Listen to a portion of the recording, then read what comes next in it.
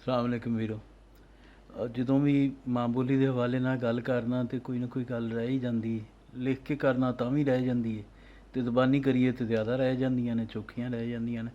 ਅਤੇ ਅੱਜ ਦੋ ਚਾਰ ਲਿਖੀਆਂ ਹੋਈਆਂ ਗੱਲਾਂ ਜਿਹੜੀਆਂ ਮੈਂ ਲਿਖ ਕੇ ਪੁਆਇੰਟਸ ਕਰਨੀਆਂ ਚਾਹ ਰਿਹਾ, ਉਹ ਮੈਂ ਤੁਹਾਨੂੰ ਜ਼ਰਾ ਪੜ੍ਹ ਕੇ ਸੁਣਾ ਦਿਆਂ। ਅਤੇ ਹੁਣੇ ਮੈਂ ਲਿਖੇ ਨੇ ਪੁਆਇੰਟਸ। ਅਤੇ ਇੱਕ ਤਾਂ ਇਹਦੇ 'ਚ ਇੱਕ ਦਾਵਾ ਹੈ। ਉਹ ਦਾਵਾ ਇਹ ਹੈ ਕਿ ਜੇ ਪੰਜਾਬੀ ਦੀਆਂ ਬੋਲੀਆਂ ਯਾਨੀ ਲਹਿਜਿਆਂ ਤੋਂ ਵੱਖਰੀਆਂ ਜ਼ੁਬਾਨਾਂ ਨਾ ਕੱਢੀਆਂ ਜਾਂਦੀਆਂ ਅਤੇ ਪੰਜਾਬੀ ਵਰਲਡ ਰੈਂਕਿੰਗ ਵਿੱਚ ਫਰੈਂਚ ਤੋਂ ਵੱਡੀ ਜ਼ੁਬਾਨ ਹੁੰਦੀ, ਫਰੈਂਚ ਤੋਂ ਉੱਤੇ ਹੁੰਦੀ ਵਰਲਡ ਰੈਂਕਿੰਗ ਵਿੱਚ। ਦਾਵਾ ਮੇਰਾ ਇਹ ਹੈ ਕਿ ਕਿਸੇ ਇੱਕ ਲਹਿਜੇ ਦਾ ਨਾਂ ਜੇ ਕੋਈ ਵੀ ਲਿੰਗੁਇਸਟ, ਕੋਈ ਵੀ ਸਕਾਲਰ, ਬੜੀਆਂ ਮੈਂ ਦੇਖਣਾ ਸੋਸ਼ਲ ਮੀਡੀਆ 'ਤੇ ਵੀ ਕਈ ਦਿਨ ਬਹਿਸਾਂ ਚੱਲਦੀਆਂ ਰਹਿੰਦੀਆਂ ਨੇ। ਔਰ ਮੈਂ ਉਸ ਤੋਂ ਇਲਾਵਾ ਵੀ ਦੇਖਣਾ ਕਿ ਹਰ ਵਕਤ ਔਨ ਗਰਾਊਂਡ ਵੀ ਜਦੋਂ ਅਸੀਂ ਕਿਤੇ ਸੈਮੀਨਾਰਸ 'ਚ ਵੀ ਇਕੱਠੇ ਹੁੰਦੇ ਹਾਂ ਤਾਂ ਬੜੇ ਘੰਟਿਆਂ ਦੇ ਲੈਕਚਰਸ ਹੁੰਦੇ ਨੇ। ਸਿਰਫ ਇੱਕ ਨਿੱਕਾ ਜਿਹਾ ਸਵਾਲ ਹੈ, ਇਹਦਾ ਕੋਈ ਜਵਾਬ ਦੇ ਦੇ ਤਾਂ ਕਮ ਸੇ ਕਮ ਮੈਂ ਆਪਣੇ ਆਪ ਨੂੰ ਪੰਜਾਬੀ ਤਹਿਰੀਕ ਤੋਂ, ਜ਼ੁਬਾਨ ਦੀ ਤਹਿਰੀਕ ਤੋਂ ਅਲੱਗਾ ਕਰ ਲਾਂਗਾ। ਪੰਜਾਬੀ ਜ਼ੁਬਾਨ ਦੇ ਸਿਰਫ ਇੱਕ ਨਿੱਕਾ ਜਿਹਾ ਸਵਾਲ ਇਹ ਹੈ ਕਿ ਪੰਜਾਬੀ, ਇਹ ਮੈਂ ਅਕਸਰ ਦੁਹਰਾਉਂਦਾ ਰਹਿੰਦਾ ਔਰ ਦੁਹਰਾਉਂਦਾ ਰਹਾਂਗਾ। ਕੋਈ ਬੰਦਾ ਹਿਮਾਚਲ ਪ੍ਰਦੇਸ਼ ਤੋਂ ਲੈ ਕੇ ਸਾਡੇ ਸੋ ਕਾਲਡ ਸਰਾਈਕੇ ਤਹਿਰੀਕ ਵਾਲਿਆਂ ਤੱਕ ਕੋਈ ਇੱਕ ਬੰਦਾ, ਕੋਈ ਇਹਨਾਂ ਦਾ ਲਿੰਗੁਇਸਟ, ਕੋਈ ਇੱਕ ਇਹਨਾਂ ਦਾ ਪ੍ਰੋਫੈਸਰ ਮੈਨੂੰ ਸਿਰਫ ਇੰਨਾ ਸਾਬਤ ਕਰ ਦੇ ਕਿ ਫਲਾਂ ਲਹਿਜਾ ਜਿਹੜਾ ਉਹ ਲਹਿਜਾ ਹੈ ਉਹਦਾ ਨਾਂ ਪੰਜਾਬੀ ਹੈ। ਕਿਸੇ ਇੱਕ ਲਹਿਜੇ ਦਾ ਨਾਂ ਜੇ ਕੋਈ ਪੰਜਾਬੀ ਸਾਬਤ ਕਰ ਦੇਵੇ, ਪੰਜਾਬ 'ਚ ਬੋਲੀ ਜਾਣ ਵਾਲੀ ਜਿਹੜੀਆਂ ਬੋਲੀਆਂ ਨੇ ਯਾਨੀ ਕਿ ਡਾਇਲੈਕਟ ਨੇ, ਜਿਹੜੇ ਕਿ ਲਹਿਜੇ ਨੇ, ਉਹਨਾਂ 'ਚੋਂ ਕਿਸੇ ਇੱਕ ਲਹਿਜੇ ਦਾ ਨਾਂ ਨਿਰਾ ਪੰਜਾਬੀ ਕੋਈ ਦੱਸ ਦੇਵੇ ਅਤੇ ਮੈਂ ਆਪਣੇ ਆਪ ਨੂੰ ਕਮ ਸੇ ਕਮ, ਮੈਂ ਪੰਜਾਬ ਨੈਸ਼ਨਲ ਮੂਵਮੈਂਟ ਦਾ ਚੇਅਰਮੈਨ ਹੋਣ ਦੇ ਨਾਤੇ ਮੈਂ ਇਸ ਤਹਿਰੀਕ ਤੋਂ ਪਿੱਛੇ ਹਟ ਜਾਵਾਂਗਾ। ਗੱਲ ਇਹ ਵੇ ਕਿ ਜਿਵੇਂ ਕੋਈ ਨਿਰਾ ਮੁਸਲਮਾਨ ਨਹੀਂ ਹੁੰਦਾ ਨਾ ਜੀ, ਉਵੇਂ ਹੀ ਕੋਈ ਨਿਰੀ ਪੰਜਾਬੀ ਨਹੀਂ ਹੈ। ਮਤਲਬ ਜਿੰਨੇ ਵੀ ਮੁਸਲਮਾਨ ਹਾਂ ਅਸੀਂ ਸਾਰੇ ਦੇ ਸਾਰੇ ਕਿਸੇ ਨਾ ਕਿਸੇ ਇਮਾਮ ਦੀ ਤਕਲੀਦ ਕਰਨੇ ਆ। ਕੋਈ ਹਨਫੀ ਸਿਧਾਂਤ ਹੈ, ਕੋਈ ਸ਼ਾਫੀ ਸਿਧਾਂਤ ਹੈ, ਕੋਈ ਜਾਫਰੀ ਸਿਧਾਂਤ ਹੈ। ਇਸੇ ਤਰ੍ਹਾਂ ਜ਼ੁਬਾਨ ਵੀ, ਪੰਜਾਬੀ ਜ਼ੁਬਾਨ ਵੀ ਇੰਝ ਹੀ ਹੈ ਕਿ ਇਹਦੇ ਕਿਸੇ ਲਹਿਜੇ ਨੂੰ ਤੁਸੀਂ ਮੁਲਤਾਨੀ ਆਖਦੇ ਹੋ, ਕਿਸੇ ਲਹਿਜੇ ਨੂੰ ਤੁਸੀਂ ਮਾਝੀ ਆਖਦੇ ਹੋ, ਕਿਸੇ ਨੂੰ ਤੁਸੀਂ ਪਠਵਾਰੀ ਆਖਦੇ ਹੋ। ਹੁਣ ਪਠਵਾਰੀ ਵੀ ਬੜੇ ਸਵਾਲ ਚੁੱਕ ਲੈਂਦੇ ਨੇ ਜੀ, ਤੁਸੀਂ ਪਠਵਾਰੀ ਨੂੰ ਪੰਜਾਬੀ ਸਮਝਦੇ ਹੋ ਜਾਂ ਲਹਿਦਾ ਜ਼ੁਬਾਨ ਸਮਝਦੇ ਹੋ, ਲਹਿਜਾ ਸਮਝਦੇ ਹੋ। ਯਾਰ ਜੁਲਸਾਂ ਜਾਸਾਂ, ਜਾਵਾਂਗਾ ਜਾਣਾ, ਇਹ ਕੀ ਵੱਖਰੀ ਗੱਲ ਹੈ ਕਿ ਅਸੀਂ ਜ਼ੁਬਾਨ ਵੱਖਰੀ ਮੰਨ ਲਈਏ। ਕੋਈ ਇਹੀ ਹਿਸਾਬ ਮੁਲਤਾਨੀ ਦਾ, ਡੇਰਾ ਵਾਲੀ ਦਾ, ਡੇਰੇ ਵਾਲੀ ਦਾ, ਤਲੋਚੀ ਦਾ, ਜਿੰਨੀਆਂ ਵੀ ਜਾਟਕੀਏ, ਜਿੰਨੇ ਵੀ ਸਾਡੇ ਬੋਲੀਆਂ ਜਾਂਦੀਆਂ ਨੇ, ਜਿੰਨੇ ਵੀ ਸਾਡੇ ਲਹਿਜੇ ਨੇ, ਜਿੰਨੇ ਵੀ ਸਾਡੇ ਡਾਇਲੈਕਟ ਨੇ ਇਸ ਵੱਡੀ ਅਜ਼ੀਮ ਜ਼ਬਾਨ ਦੇ, ਉਹ ਸਾਰੇ ਦੇ ਸਾਰੇ ਕਿਸੇ ਨਾ ਕਿਸੇ ਨਾਂ ਨਾਲ ਜਾਣੇ ਜਾਂਦੇ ਨੇ। ਤਕਰੀਬਨ 30 ਤੋਂ ਲੈ ਕੇ 34 ਤੀਕਰ ਲਹਿਜੇ ਨੇ, ਸਬ ਡਾਇਲੈਕਟ ਨੇ, ਬੋਲੀਆਂ ਨੇ, ਜਿਨ੍ਹਾਂ ਦਾ ਆਪੋ ਆਪਣਾ ਨਾਂ ਹੈ। ਕਿਸੇ ਇੱਕ ਦਾ ਨਾਂ ਪੰਜਾਬੀ ਨਹੀਂ ਹੈ। ਇਹ ਮੈਂ ਬਾਰ-ਬਾਰ ਦਾਅਵੇ ਨਾਲ ਕਹਿਣਾ, ਬਾਰ-ਬਾਰ ਚੈਲੰਜ ਕਰਨਾ, ਅਤੇ ਕੋਈ ਬੰਦਾ ਇਸ ਦਾ ਜਵਾਬ ਅੱਜ ਤੱਕ ਨਹੀਂ ਦੇ ਸਕਿਆ ਜੀ। ਤੁਸੀਂ ਨਿਰੇ ਮੁਸਲਮਾਨ ਹੋ, ਕੋਈ ਇੱਕ ਬੰਦਾ ਦੱਸ ਦੇ ਮੈਨੂੰ ਕਿ ਉਹ ਕਿਸੇ ਇਮਾਮ ਦੀ ਤਕਲੀਦ ਨਹੀਂ ਕਰਦਾ। ਹੁਣ ਗੱਲ ਇਹ ਹੈ ਕਿ ਜੇ ਕੋਈ ਹਨਫੀ ਹੈ ਜਾਂ ਕੋਈ ਜਾਫਰੀ ਹੈ, ਅਸੀਂ ਕੀ ਗੱਲ ਹੈ ਮੁਸਲਮਾਨ ਦਾ ਅੱਖਰ ਵਿੱਚੋਂ ਮਾਈਨਸ ਕਰ ਦਿਆਂਗੇ ਜੀ? ਕੀ ਆਖਾਂਗੇ ਕਿ ਇਹ ਹਨਫੀ ਮਜ਼ਹਬ ਦਾ ਬੰਦਾ ਹੈ, ਆਹ ਜਾਫਰੀ ਮਜ਼ਹਬ ਦਾ ਬੰਦਾ ਹੈ? ਨਹੀਂ, ਉਹਨੂੰ ਅਸੀਂ ਮੁਸਲਮਾਨ ਹੀ ਆਖਾਂਗੇ। ਇਮਾਮ ਅਬੂ ਹਨੀਫਾ ਦੀ ਇਤਾਅਤ ਕਰਦਾ ਹੈ, ਕੋਈ ਇਮਾਮ ਜਾਫਰ ਸਾਦਕ ਦੀ ਇਤਾਅਤ ਕਰਦਾ ਹੈ, ਕੋਈ ਇਮਾਮ ਸ਼ਾਫੀ ਦੀ ਇਤਾਅਤ ਕਰਦਾ ਹੈ, ਕੋਈ ਇਮਾਮ ਹੰਬਲ ਦੀ ਇਤਾਅਤ ਕਰਦਾ, ਕਿਸੇ ਵੀ ਇਮਾਮ ਦੀ ਇਤਾਅਤ ਕਰਦਾ ਹੈ, ਤਾਂ ਉਹ ਮੁਸਲਮਾਨ ਹੀ ਸੱਦਿਆ ਜਾਏਗਾ।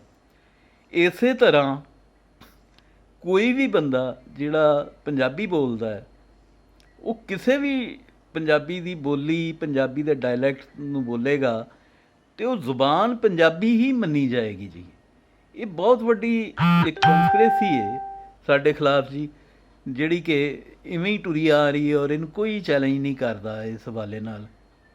ਕੋਈ ਰੱਖ ਰਖਾਓ 'ਚ ਲਿਹਾਜ਼ ਕਰ ਜਾਂਦਾ ਹੈ, ਕੂੰਜ ਕਰ ਜਾਂਦਾ, ਪਰ ਹੱਕ ਸੱਚ 'ਚ ਕਾਹਦਾ ਰੱਖ ਰਖਾਓ।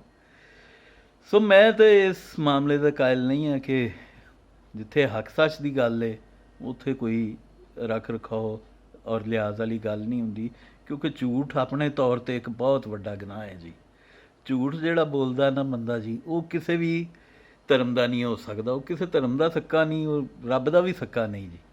ਅਤੇ ਦਿਲ 'ਚ ਇੱਕ ਆ ਗਈ ਬੜਾ ਜਿਹੜਾ ਸ਼ਊਰ ਹੈ ਨਾ, ਜਿਹੜਾ ਇੱਕ ਅੰਦਰ ਪੈਦਾ ਹੋ ਜਾਂਦੀ ਹੈ ਇੱਕ ਚੀਜ਼ ਦੀ ਨੋਇੰਗਨੈਸ, ਉਹ ਬੜੀ ਤਕਲੀਫ ਦਿੰਦੀ ਜੀ। ਜਦੋਂ ਸਮਝ ਆ ਜਾਣਾ ਕਿ ਕੋਈ ਗੱਲ ਇੰਝ ਹੀ ਹੱਕ ਹੈ ਅਤੇ ਉਹਦੇ ਤੋਂ ਫਿਰ ਰੁਕਿਆ ਨਹੀਂ ਜਾਂਦਾ।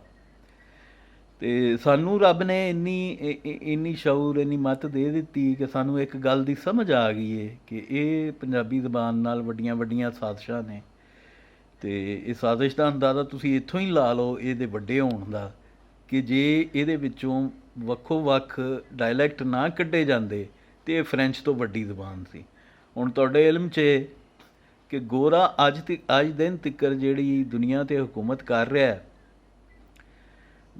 ਬ੍ਰਿਟਿਸ਼ਰਸ ਜਿਹੜੇ ਨੇ ਜਾਂ ਅਮੈਰੀਕਨਸ ਨੇ, ਉਹ ਆਪਣੀ ਜ਼ੁਬਾਨ ਅੰਗਰੇਜ਼ੀ ਦੀ ਵਜ੍ਹਾ ਤੋਂ ਕਰ ਰਹੇ ਨੇ ਜੀ। ਰਸ਼ੀਆ ਪਿੱਛੇ ਰਹਿ ਗਿਆ ਜ਼ੁਬਾਨ ਦੀ ਵਜ੍ਹਾ ਤੋਂ ਰਹਿ ਗਿਆ, ਕਿਉਂਕਿ ਰਸ਼ੀਅਨ ਨੂੰ ਹਰ ਕੋਈ ਸਮਝਦਾ ਨਹੀਂ। ਬ੍ਰਿਟਿਸ਼ ਕਲੋਨੀਜ਼ ਸਨ ਜਿਹੜੀਆਂ, ਉਹ ਪੂਰੀ ਦੁਨੀਆ 'ਤੇ ਫੈਲੀਆਂ ਸਨ। ਹੁਣ ਜਿੱਥੇ ਜਿੱਥੇ ਸਾਡੇ ਵਾਂਗ ਮਤਲਬ ਗੁਲਾਮ ਕੌਮਾਂ ਵਿਚਾਰੀਆਂ ਆਬਾਦ ਸਨ, ਉੱਥੇ ਉੱਥੇ ਉਹ ਆਪਣੀ ਜ਼ੁਬਾਨ ਦਾ ਛੱਡ ਗਏ ਨੇ, ਕੰਪਲੈਕਸ ਵੀ ਛੱਡ ਗਏ ਨੇ, ਮਜਬੂਰੀ ਵੀ ਛੱਡ ਗਏ ਨੇ, ਮਜਬੂਰੀ ਬਣ ਗਈ ਉਹ ਜ਼ੁਬਾਨ ਸਿੱਖਣੀ।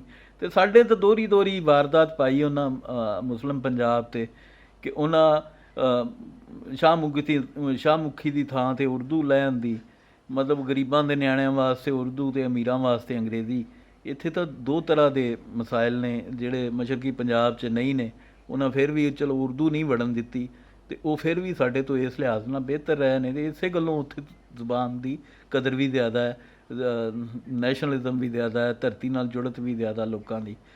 ਖੈਰ, ਅਤੇ ਇਹਦੇ ਲਈ ਮੇਰੀ ਐਕਸਕਿਊਜ਼ ਮੀ, ਇਹਦੇ ਲਈ ਮੇਰੀ ਬੇਨਤੀ ਹੈ ਜੀ ਕਿ 1.5 ਇੰਚ ਦੀਆਂ ਮਸੀਤਾਂ ਉਸਾਰ ਕੇ ਦੁਨੀਆ ਦੀ ਅਜ਼ੀਮ ਤਰੀਨ ਕਦੀਮ ਭਾਸ਼ਾ ਨੂੰ ਛੋਟਾ ਨਾ ਕੀਤਾ ਜਾਏ।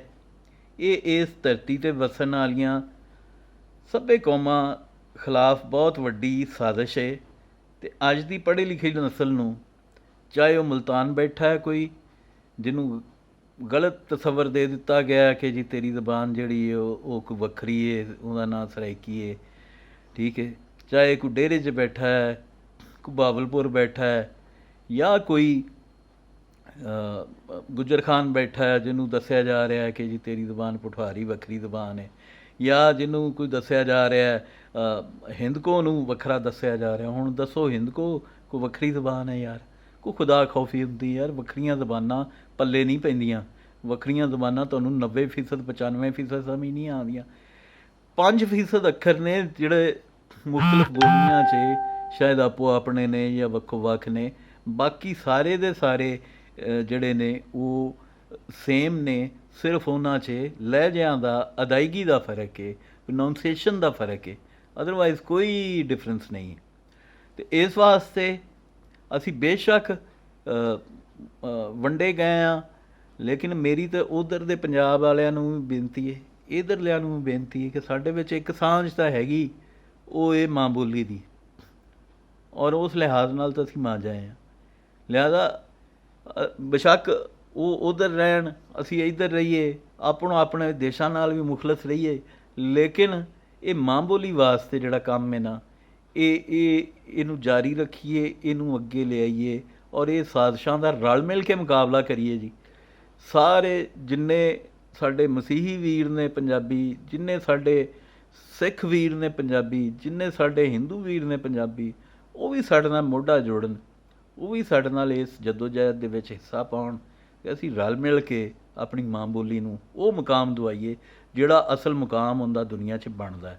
ਰੱਬ ਰਾਖਾ ਜੀ, ਆਪਣਾ ਖਿਆਲ ਰੱਖਣਾ ਸਾਰੇ।